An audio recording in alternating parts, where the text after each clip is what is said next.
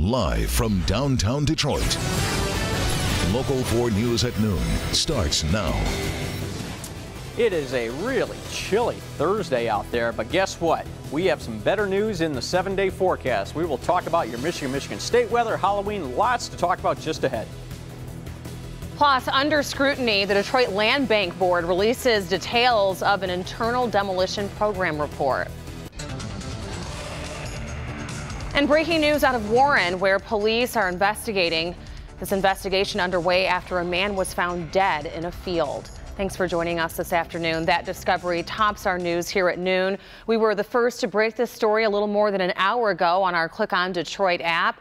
And here's a look at the scene near Ryan and 14 Mile. Our Sean Lay has been chasing this story since it broke. And Sean, any word on how this man may have died?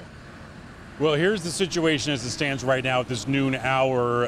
Rhonda, a man just approached us here. He says he is friends with the man who was found here in the field. He says he believes he is a heroin user. He believes his friend died of a heroin overdose. He says everything is linking up to the fact that he believes that this is the man whose body was found here, 30-year-old man found here earlier today. But let me show you the picture here, give you the video, and tell you what I'm learning from sources and from friends of this guy, because really disturbing case here, because what you're talking about is someone finding a body here. You're looking at an empty lot, but it's between businesses here on Ryan and a neighborhood, so plenty of kids going to school, plenty of people coming to work, and here's a young man, a 30-year-old, and then his body is found right in this lot just about 50 feet off of Ryan Road here, just south of 14 Miles. So my sources are telling me the body's condition was that he had been here all night long and had been dead for some time. Now, sources are also saying that this man, they believe he was kicked out of a restaurant sometime last night, then was walking away. Now, a friend of his is putting two to two together. He truly believes that this is his friend here, that he had gone missing for a few days, believes he was in Detroit seeking heroin or something like that, and then wound up here, and unfortunately he believes he has overdosed. Now, all that needs to be confirmed by the medical examiner who just left the scene here. We'll determine a cause of death and, of course, the identity of the person here, but the scene has cleared up. Rhonda, the entire empty lot here was a crime scene all morning long, but police have wrapped up their investigation. They are no longer here. We'll wait to hear what the medical examiner has to say. But again, a close friend does believe that this was a heroin overdose. Back to you. Very sad, Sean. Thank you. Also making news this noon, the Detroit Land Bank Board is releasing new details of an internal demolition program report. Our Guy Gordon is in Detroit following this story for us. And Guy, what did they discover while investigating this report? Well, City Council's talking with the land bank officials right now about it, Rhonda. This is what happened. They knew there were irregularities sometime back in January or February, so they went out and they asked an independent auditor to come in and look at their practices. And here's what they found, that out of the 8,000 demolitions that were conducted over that 9-month period, 100 of them had questionable spending of federal dollars. And here is the violation that they made. There is a cap of $25,000 on any individual house. Federal dollars cannot be used for any amount over that. Well, what someone did inside the land bank is that they took that overage, and instead of paying for it with city dollars, they redistributed those costs to other projects, to apparently some kind of evasion or to mislead the oversight. So those costs were inappropriately redistributed. The amount, about $824,000. In one of the most embarrassing cases, just one house, was estimated to cost $264,000. They think it was a tabulation error, but they really can't explain it. And in that case, costs were shifted to 350 other properties. What happened was, instead of using city funds to pay for the amount over the $25,000, they were redistributed over other properties in the same contract package. So They also found that there was a lack of controls and a lack of documentations. Take a look. In $78,000 worth of expenditures, they didn't have the documentation to justify the expense.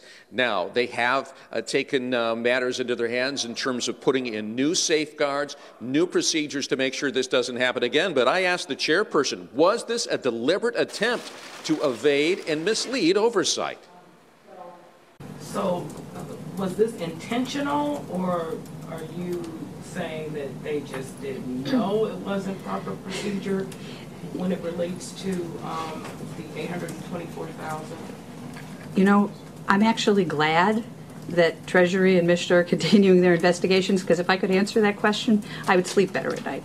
I don't understand. I don't understand how anyone could have authorized it, and yet it appears they did. Was somebody on our team? Yeah, I know. So that was Erica Gerson. She is now before council. They have expressed a number of concerns. You'll hear more about that coming up tonight at 5 in 6. In the meantime, we do know that the deputy director of the building authority abruptly resigned in mid-August. We've had confirmation that that was directly related to these federal violations. The city will have to pay that money back. We're live from the City County building. I'm Guy Gordon, Local 4. Rhonda, back to you. All right, Guy, thank you. We are also continuing to follow a developing story out of Waterford. That is where a man has been arrested after a deadly hit and run. The accident occurred in the intersection of Preston and Elizabeth Lake Road, where a 65-year-old Waterford resident, John Henke, was hit and killed. The driver of the car fled the scene and then dumped the vehicle behind the old Sam's Club warehouse on Summit Drive, and that is where he burned that 2003 Honda minivan. However, police used the van's remains to locate the suspect, a 36-year-old man from Pontiac. He has since been taken into custody and is now being held at the Oakland County Jail. Paul Gross is in for Brandon with a look at our forecast for today, and I think you described it this morning as dank. Dank was a very technical meteorology term, but yes, very appropriate, I think. It certainly applied. Now, we've at least moved some of that rain out of the area, but now I want you to pick your favorite temperature and just kind of remember that temperature. Just pick out the one that's closest to where you live. Some areas are in the low 40s, some are in the mid 40s. We have, for example, 45 in Dundee and Petersburg, 43 in Livonia. Ferndale, you've got 43. Areas to the north, well, you can see 40 in Romeo, 43 in Macomb Township, Sterling Heights at 43, Novi at 42. So remember that number, because you're only going to go up a degree, maybe 2 if you're lucky this afternoon. At least the last of the showers are moving out of the area. There might be a couple of pockets of mist which don't show up on the radar, but overall we'll be dry this afternoon. Just a small chance that a couple more showers could pop up in the thumb. And as I mentioned, temperatures just kind of staying level, just flatlining through the afternoon. And with a west-northwest wind picking up, that's going to be a bit of a breeze that'll make it feel even colder. But despite all of this news, we have some great news coming up in the extended forecast. I'll have that for you in a bit, but don't forget, I'll have your 4-zone forecast in 10 minutes. If you can't find it, if you can't wait around for 10 minutes, have it on clickondetroit.com. Just go to the weather page. Rhonda? All right, thank you, Paul. On Decision 2016, Donald Trump and Hillary Clinton back in battleground states. Today, campaign events come on the heels of new poll numbers and another day of contention. Trump talking or taking shots at Clinton as the Democratic presidential nominee is looking to the future. Under budget and ahead of schedule. Donald Trump touting his business acumen on Wednesday at the ribbon cutting for his new hotel, giving the non-campaign event an unmistakably political theme. This is what I want to do for our country. Trump also giving a shout out to former House Speaker Newt Gingrich, a strong supporter. That was an amazing interview.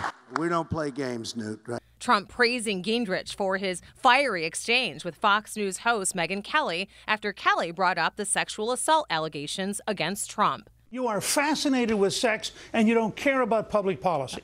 Now, that's really what Trump's ribbon cutting followed by campaign events in North Carolina. As he vacates that battleground state for events in Ohio, Trump will be replaced by Hillary Clinton, campaigning in North Carolina with First Lady Michelle Obama. With polls still showing a national lead for Clinton, she said Wednesday she's not taking anything for granted. But she did seem to be looking well past the election. I certainly intend to reach out to Republicans and independents, the elected leadership of the Congress.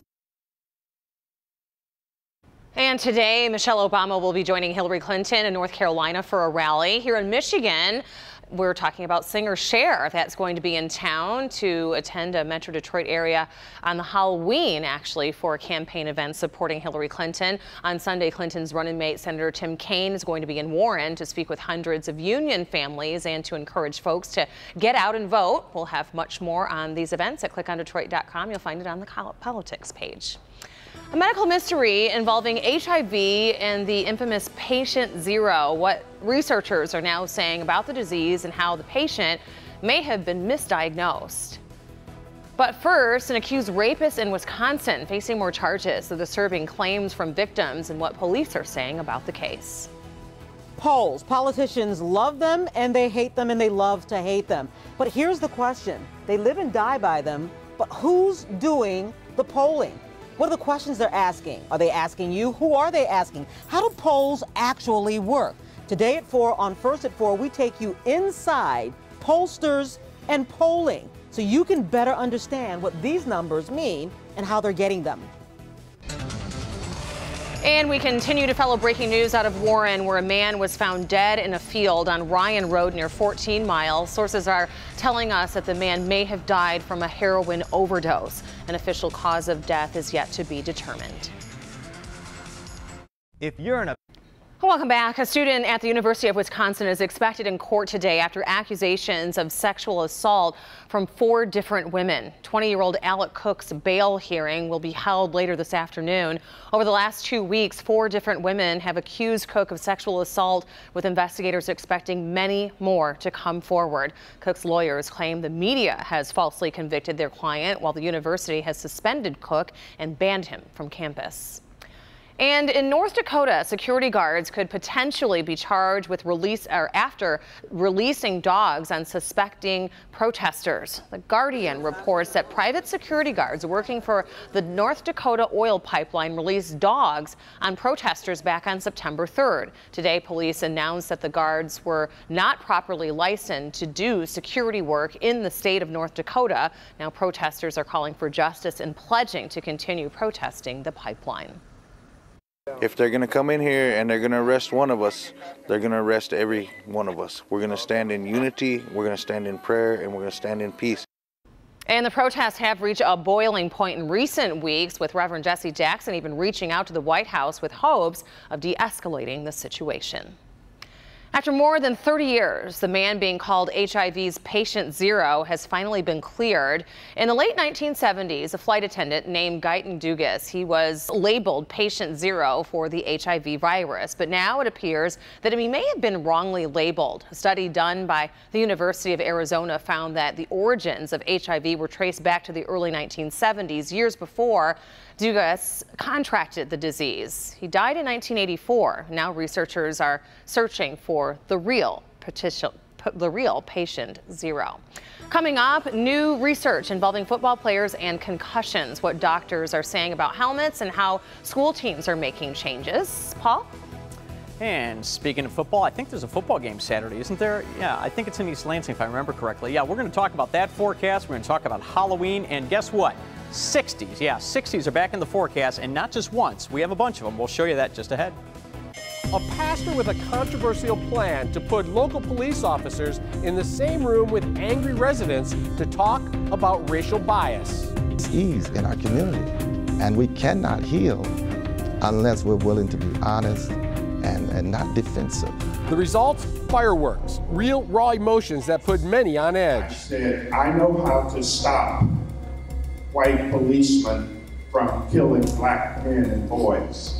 And lands one police officer in an internal investigation. The Defenders tonight at 11. Welcome back. Breaking news out of Southfield. A boil water advisory is now in place. This comes after a water main break behind McDonald Towers. This is on Telegraph Road. They say that they're working to resolve the issue. Residents should prepare for low water pressure or no water or discoloration in the water. So we'll continue to keep you updated on that. Meanwhile, we do want to talk about what's happening in other parts of the world. We want to show you the aftermath of 2 earthquakes that happened in the area of central Italy, Paul. Yeah, this is not trivial stuff. This is in the town of Visso, where a 6.1 magnitude earthquake hit just 2 miles north of that area. And just hours earlier, a magnitude 5.5 earthquake hit the area. Now, officials are reporting several injuries as schools are closed for the day. This damage is nowhere near what Italy saw just months earlier, of course, when a major quake devastated towns and killed nearly 300 people. So terrible news, but also a good reminder that we have a lot of tools at your disposal to keep you informed about things like this. And our weather app actually has an earthquake layer on it, Rhonda, where you can actually see what's actually happening. Now, this is the weather app here. I've got this right here. And if you select earthquakes, you'll see little dots that popped on. So let me just move the map. We'll go over to Italy. Now, this isn't showing yesterday's quake, but it looks like there's been an aftershock there. And if you tap on the dot, you can get information about the earthquake. So that's right there live right now on our local forecasters app. You can get that free in the App Store. Just search under WDIV. All right, let's get into some little better news. There's a football game Saturday we all want to know about. And the weather is going to be dry. There's just the slightest chance for an early morning shower, but the game is dry. It's going to get windy. But look at these temps, low to mid 60s. Windy's okay at the end of October if you're going to have temps in the low to mid 60s. And now something else you want to know about. A lot of the kids just craving for good weather on Halloween. This is the best it can be. Not too warm, so you're not going to be schwitzing in those costumes, but not too cold where you have to put the jacket over the costume, and it's going to be dry. So we have a great Halloween for you with temps in the evening in the 50s. If you're heading out at this noon hour, let's get you back to current weather. The showers have moved out. Still a couple of sprinkles in maybe 1 or 2 spots. And during the afternoon, there's a small chance for a couple of showers up in the thumb. But most of us, it's just going to be a cloudy, dry, cool, breezy day. It is a breezy afternoon. So the low is moving off to the east. That's sending all that weather east with it. Again, there could be a small shower this afternoon, but basically high pressure in control through tomorrow. And that means that we're in really good shape with more sunshine, and we are going to have temperatures warming up. All right, let's get into that 7-day forecast. So Thursday, again, today, started off with showers. There may be a sprinkle in a couple of spots or a shower in the thumb. 45 or so, basically temperatures holding steady through the afternoon. And then Friday, lots of sunshine, 56 degrees for the high. So rebounding temperature-wise, getting some sunshine. Here's game day again, a breezy, windy day. But look at that, here in the Detroit area, getting into the mid-60s easily. Sunday, we're going to be seeing maybe a few showers around 50s. We already talked about Halloween. The day itself will be sunny with low 60s. And then Tuesday, windy. And look at this, 67, kind of an average temperature around the area. There could be some spots in our south zone that approach 70 degrees for the day on Tuesday. So, yeah, we've come through a bit of a cool spell here, Rhonda, but we have nice mild temperatures back in this forecast. All right, sounds good, Paul.